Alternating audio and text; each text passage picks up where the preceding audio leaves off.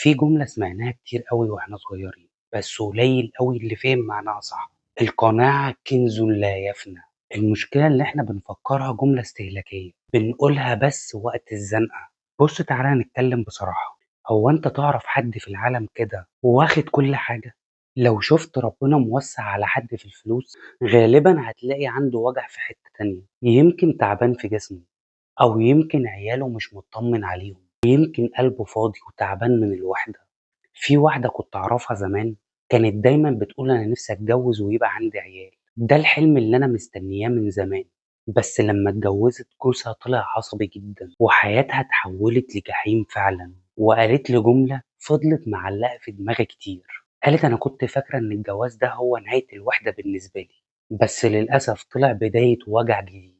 وعرفت ساعتها إن التأخير في الجواز كان نعمة من ربنا عليا وستر عليا، بس أنا اللي كنت مستعجلة ورضيت بالقليل وما اخترتش الصح. وأنا مش بحكي لك كده عشان أحبطك، ولا بحكي لك كده عشان أحبطك، لا خالص. إحنا بنتكلم دلوقتي عشان نفهم إن التأخير ده مش شر، ومش كل حاجة ناقصاك تبقى خسارة ليك. الحياة عمرها ما كانت كتالوج واحد، ومفيش حد بيعيشها على طريق مستقيم. بس إحنا بس اللي بنفضل نبص لفوق ونشوف الناس اللي إحنا فاكرينهم محظوظين، وننسى نبص تحت ونشوف إحنا عندنا إيه.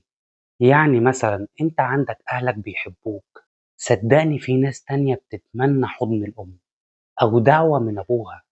أنت بتصحى من نومك قادر تتحرك وتشرب وتاكل، في ناس تانية بتدفع فلوس كتير علشان ترجع بس تسمع وتتكلم. عندك سقف بيحميك وأكل حتى لو قليل. في ناس تانية بتنام في الشارع وما معاش حتى تفطر الصبح. بس احنا اتعودنا نبص على نص الكوباية الفاضي وبننسى خالص النص المليان. المشكلة عمرها ما كانت في الحظ، المشكلة في النضارة اللي احنا بنبص فيها على حياتنا. لو غيرت النضارة ديت هتشوف حاجات عمرك ما شفتها. عارف الحكمة اللي بتقول رب ضارة نافعة؟ في ناس سقطت في كلية كانت بتحبها وراحت كلية تانية، والكلية التانية ديت كانت شايفاها كلية وحشة، بس طلعت من الكلية ديت بفرصة شغل حلوة جدا. وفي ناس تانية اترفدت من شغلها وافتكرت كده إن حياتها خلصت، بس بعد شوية فتح مشروع صغير على قده وبقى مصدر رزق كبير ليه. كل حاجة بتحصل يا أبو حميد لحكمة، حتى لو أنت مش فاهمها دلوقتي. ساعات قلة الحظ بتلاقيها في حتة معينة في حياتك، بس جنبها بيكون عندك حظ في حتة تانية.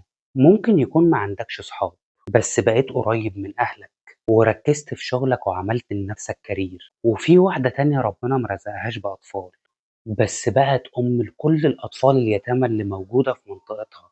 وواحد تاني خسر شغله بس كسب صحته وراحته النفسية. الموضوع مش عندك إيه ولا ناقصك إيه، الموضوع كله في طريقة تفكيرك. لو فضلت تبص على اللي في إيد الناس عمرك ما هترتاح يا أبو حميد. بس بقى لو عرفت تبص على اللي ربنا اداهولك وتحمد ربنا هتحس براحة غريبة. السر الحقيقي في الحياة اللي احنا عايشينها ديت ارضى، هتعيش مرتاح. مش بس كده، ده الرضا ده بيفتح لك أبواب جديدة. ربنا وعدك لو شكرته هيزودك. يعني كل مرة بتحمد ربنا وبتشكره على اللي عندك هتلاقيه بيزيد. مش شرط بيزيد في نفس الحاجة، ممكن يزيد في نعم تانية. أنا في الآخر بقى كده يا أبو حميد عايزك تفتكر 3 حاجات بس. أول حاجة، مفيش حد واخد كل حاجة، كل واحد عنده نواقص، محدش كامل. تاني حاجة، اللي ناقصك ممكن يكون خير، مش كل حاجة بتتمناها لازم تحصل، يمكن ربنا شايف اللي انت تستاهل حاجة أحسن. تالت حاجة يا أبو حميد، الرضا هو طريق الراحة. عمرك ما هتعيش سعيد غير لما ترضى. ابدأ بقى من النهاردة وبص على حياتك بشكل مختلف بعين تانية، واكتب ورقة كده قدامك كده وبصلها على طول، أنا راضي وبحمد ربنا.